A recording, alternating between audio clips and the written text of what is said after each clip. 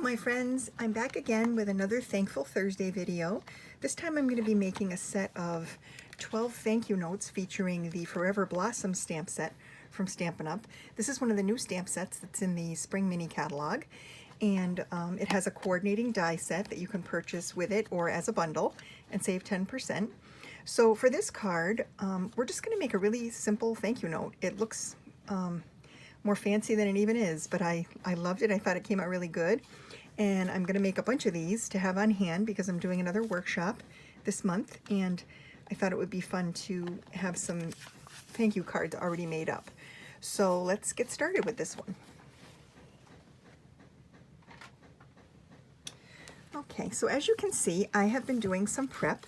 I have stamped and cut out, die cut a whole bunch of the blossom sprigs, the cherry blossom sprigs. I've also cut a little scalloped rectangle panel. This is going to be for the sentiment. The background pieces have all been cut down, and I've cut and scored the base cards. I took it a step further, and I also stamped each of the envelopes so that they have that same little sprig. I just think that's really pretty, and it dresses it up and kind of finishes off the whole project. So I'm going to set all this stuff aside, and we're going to start basically from scratch. So I have a scrap of Whisper White cardstock, and we're going to be using gray granite ink. So basically the color scheme for this card is Pool Party, gray granite, and black and white. So nice and very serene, that color scheme, I think. So we're just going to ink up the flower sprig here and stamp it down on some Whisper White cardstock, just like this, in gray granite ink. And then we're going to take the Memento black ink pad, and we're going to stamp the sentiment. And the sentiment says, "Thank you for being you." This sentiment is from the Birthday Bonanza stamp set. I just love that sentiment. I think it's so cute, and I love how the font is kind of a script and then a block. I just really love that combination. So we're going to go with this, and I'll set these aside, and then I'm going to get the die cutting machine so we can get die cutting this sprig out. So here we go. We're going to lay this on the die cutting machine like this, and then I have a little bit of washi tape that I have attached to this, and I'm going to lay this down over what I stamped and just try to line it up as close to perfect as possible, and then push the tape down to hold it into place. And I'm going to lay it here on lay the next panel on top there like this, and run it through my die cutting machine.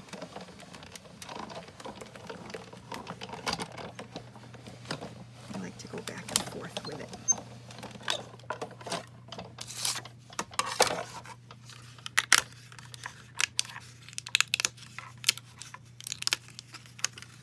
And then when you die cut it, there's these little pieces that are just the insides pieces that have to come out too. So just to, there we go, just like this. So we'll set this aside. And let's see here.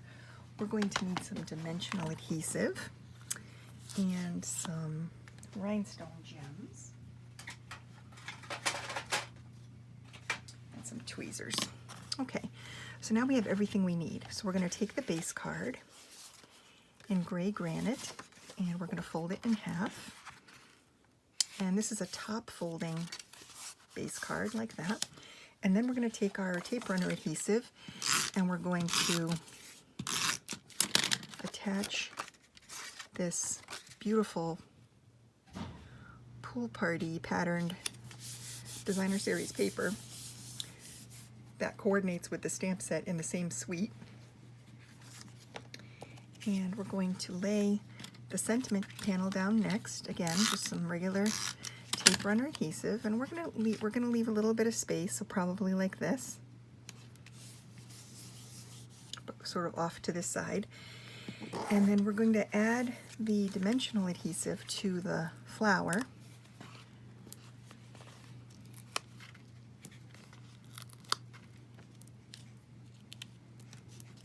These are the mini dimensionals. And these are nice because they fit kind of on the leaves and some of the little smaller areas so that you get a nice, plenty of coverage with the adhesive here.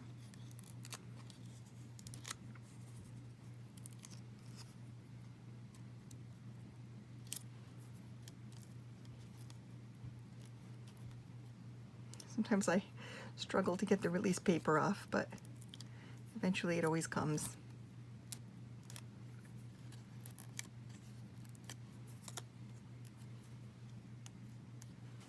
Okay, there we go. And then we're going to take this piece and we're just going to lay it right over the top. And I placed it so that it's kind of on the edge of the sentiment panel.